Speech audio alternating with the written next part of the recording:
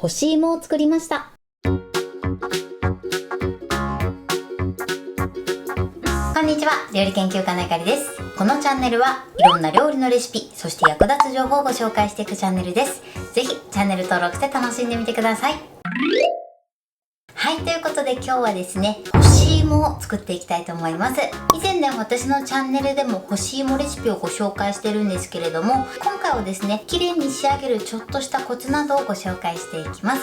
さらにですね、今回は4種類の干し芋を作っていきたいと思います。材料は手軽で作り方もすごく簡単です。ところどころポイントがありますので、ぜひ最後まで楽しんでみてください。それではどうぞ。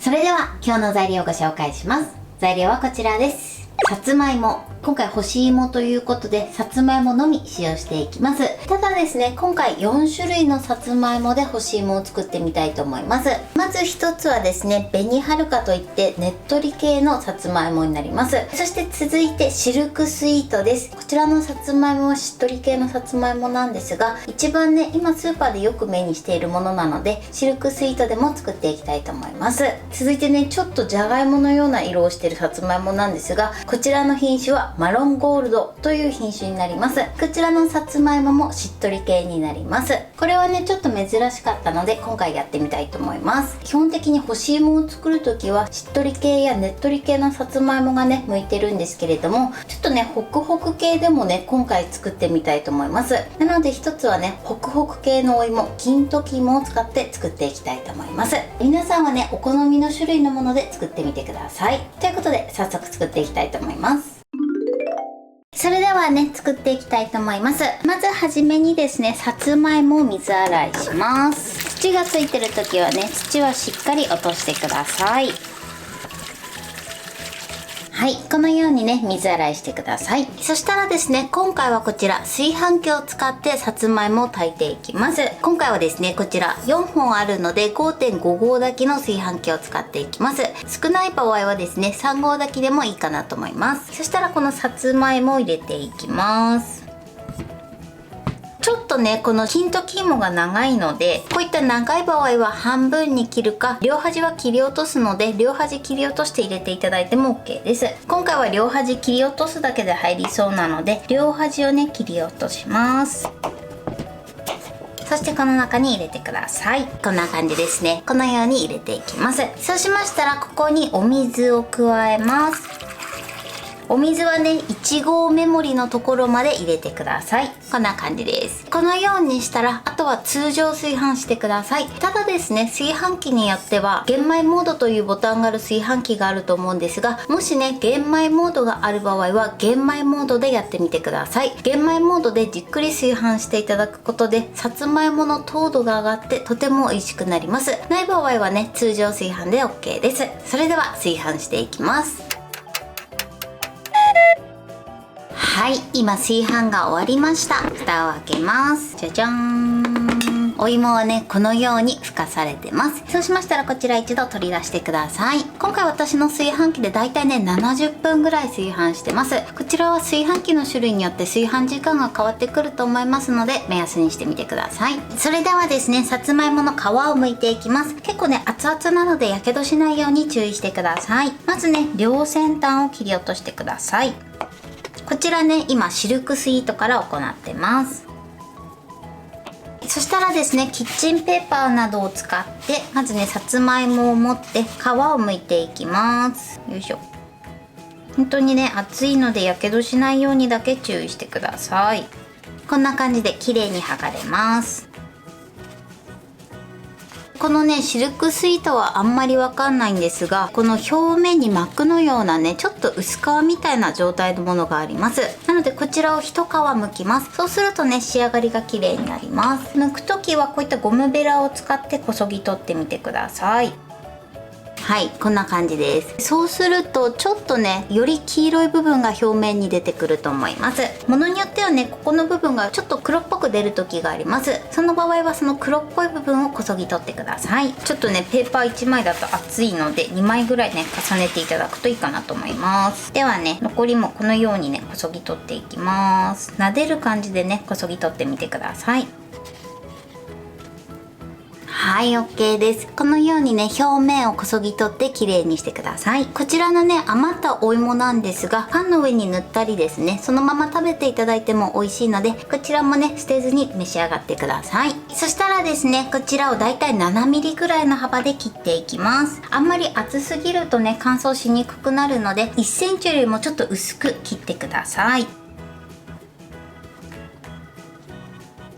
はい。で、厚みの目安はこのぐらいですね。1センチよりもちょっと薄いぐらいの厚さに切ってください。シルクスイートはね、このように切ってるとちょっとポロッとしてしまうんですが、その場合はね、このままこうやって半分にしちゃっても OK です。そしたらね、切ったものはオーブンの上に乗せましょう。はい、このようにね、オーブンの天板の上にクッキングシートを敷いて、その上に置いてください。それでは続いて紅はるかですね。こちら切っていきます。こっちもね、まず両先端を切り落としてください。はい、そしてこちらもペーパーで持って皮を剥いていきます。はい、このように皮を剥いてください。こちらのね、紅はるかだとよくわかると思うんですが、皮をペロッと剥くとこのように表面がね、茶色かったり黒かったりします。この部分をこそぎ取ります。ゴムベラでやっていただくとね、綺麗に取れると思います。優しく撫でるイメージでやってみてください。こういったヒゲの部分はね、抜いてください。こうやってね、こそぎ取るとね、わかると思うんですが、表面が綺麗になってきます。表面をこそぎ取るとね、このように綺麗になります。それではこちらも切っていきます。紅はるかはこのような仕上がりになってます。ちょっとね、太さがあるさつまいもだったので、半分に切る時にね、このようにパカッと2つに割れやすくなります。割れた時はね、それはそれで大丈夫なので、このままやってください。それではこちらもね、並べていきます。あとはね、炊飯の仕方によってもっとしっとりできる時もあるので、玄米モードとかでやっていただくと、もっとしっとりして割れにくくはなると思います。今回私はね、通常炊飯で行ってます。はい、こちら上の段がシルクスイート、そして下の段が紅はるかになります。それでは続いてマロンゴールドです。これがね、結構割と一番しっとりしてるかもしれないですね。こちら両先端切り落とします。はい、色味もね、綺麗ですね。そしたら皮を剥いていきましょう。はい、このように皮を剥きました。そしたらこちらも同じようにこそぎ取っていきます。マロンゴールドはね、このようにとてもね、色味が鮮やかですね。このこそぎ取る作業はね、冷めてしまうとやりにくいので、必ず熱い状態で行ってください。はい、マロンゴールドはこのようになってます。そしたらね、こちらもスライスしていきます。はい、マロンゴールドはこのような感じになってます。こちらも同様に天板の上に置いてください。それでは最後、金時芋ですね。こちらホクホク系のお芋です。まず皮を剥きましょう。ちょっとね、ホクホク系なので水分量が少なくて、皮もね、多少剥きにくいかなと思います。はい、そしたらね、こちらもこそぎ取っていきます。こっちはね、よくわかりますね。この黒い部分をね、こそぎ取りましょう。はい、このようにこそぎ取ってください。そしたらね、こちらも切っていくんですが、ちょっと長さがあるので、こちらは半分に切ってからスライスしていきます。ではね、縦にスライスしましょう。はい、こちらが金時芋になります。割とね、金時芋ホクホク系だから切りにくいかなと思ったんですが、ひび割れすることなくね、綺麗に切れました。ではこちらもですね、天板に並べます。はい、このように並べました。今天板2枚分できてます。こちらをですね、100度に予熱したオーブンでまず60分焼いていきます。ただですね、今回天板2枚使ってますので、30分経ったら下段と上段入れ替えて焼いていきたいと思います。それでは低温でじっくり焼いていきます。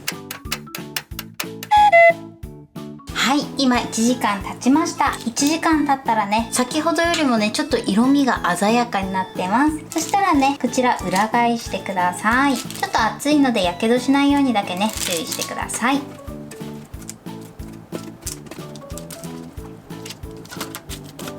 はい、裏返しました。そうしましたらもう一度100度に予熱したオーブンで60分焼いてください。はい、出来上がりました。こんな感じに仕上がってます。この前の段がシルクスイート、そしてこの細いのが紅はるか、そしてね一番色が濃いのがマロンゴールド、そしてねちょっとパサついてるかなっていう感じの仕上がりになってるのが金時芋になります。どれもね仕上がるとちょっとね全体的に色味が鮮やかになってますね。こんな感じです。もしですねまだ全体がねちょっと水っ気があるなっていう時は追加でねもう少し焼いてみてください。とてもね美味しそうに仕上がりました。はい、これで干し芋の完成です。こんな感じに仕上がりました。こちらがシルクスイートです。シルクスイートはね他のさつまいもに比べるとちょっとねしっとり感が強めに仕上がってます。そしてこちらが紅はるかです。こちらはですね市販の干し芋のようにね一番ベーシックな感じに仕上がってます。そしてねすごく色が濃くてちょっとオレンジがかったような仕上がりになってるのがこちらがマロンゴールドです。こちらもねしっとり感はねシルクスイートと紅はるかの中間ぐらいの仕上がりになってます。そして最後こちらです。こちらは金時芋ですね。金時芋はねちょっとね白っぽくなってねかなり水分量が少ない感じに仕上がってます。こんな感じでできたんですが皆さんもねお好みのものでやってみてください。これで完成です。それでは早速いただきたいと思います。ではまずシルクスイートからいただきたいと思います。シルクスイートは結構ねしっとりな仕上がりになってます。いただきます。シルクスイートは食べた感じもすごくね滑らかな舌触りになってます。では続いて紅はるかいただきたいと思います。いただきます。紅はるかはね市販の干し芋に近いというかね食感も程よくてかつね甘みが強いですね。では続いてこちらマロンゴールドですね。色味がねちょっとオレンジっぽくなってるマロンゴールドです。いただきます。美味しい。紅はるかとはね違った甘みがあってすごく美味しいです。ちょっと蜜っぽい感じがしますね。では最後ちょっとねかなり乾燥してる感じが出てるんですが金時芋もいただきたいと思います。これはね結構固めに仕上がってますね。いただきます。金時芋もね普通に美味しいです。ただ食感がねしっとりというよりかはやっぱり少しねホクッとした感じが残ってて他の3つとはまた違った食感ですごく美味しいです。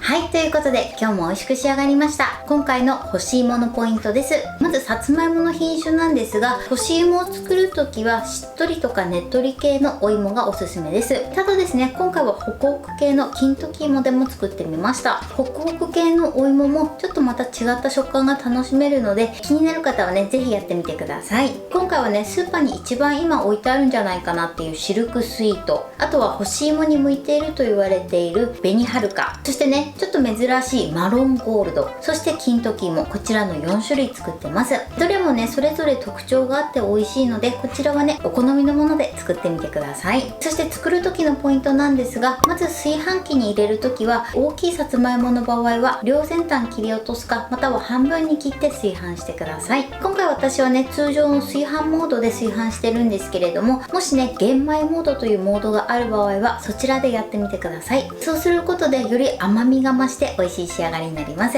そしてさつまいもが炊き上がったら取り出してまず両先端を切り落として皮を剥いてください。この時ねすごく熱いのでやけどだけには注意して剥いていただけたらと思います。これをね冷ましてからやってしまうと皮が剥けにくくなったりあとは表面のねこそぎ取った部分が取りづらくなってしまいますのでこの作業は必ず温かいうちに行うようにしてください。前回私のチャンネルで紹介した干し芋とねほとんど作り方は同じなんですが今回はね表面の部分をこそぎ取ってます。表面はねちょっと黒くなってたりしますのでそこをこそぎ取っていただくことでとても綺麗な仕上がりになります。そのこそぎ取った部分はもったいないのでパンに塗っていただいたりあとはそのまま召し上がっていただいても OK です。そしてスライスする時なんですが繊維に沿ってだいたい 7mm ぐらいの幅で切ってください。そうするとねちょうどいい食感に仕上がると思います。あとはオーブンの低温でじっくり焼くだけなのですごく簡単です。今回私は量が多いので下段と上段で焼いてます。なので30分経ったら一度下段と上段を交換していただくといいかなと思います。トータルでねまず片面60分焼いたら一旦取り出して裏返してまた同じように60分焼いてください。さつまいもの品子や、あとはさつまいもの水分量、あとは蒸し方によっても適正なね加熱時間が変わる場合がありますので、様子を見ながらこちらは調整してみてください。材料は手軽で作り方もすごく簡単です。とても美味しいのでぜひ作ってみてください。はい、ということで今日は干し芋を作りました。私のチャンネルでは他にもたくさんいろんな動画を配信してます。ぜひチャンネル登録して楽しんでみてください。そして Twitter、インスタ、Facebook、TikTok こちらにもいろいろアップしていますので、ぜひいいね、フォロー、シェアしていただけたら嬉しいです。よろしくお願いします。ということで今日はこの辺で終わりたいと思います。本日も最後までご視聴いただきありがとうございました。ぜひグッドボタンもよろしくお願いします。それではまた次回の動画でお会いしましょう。バイバイ。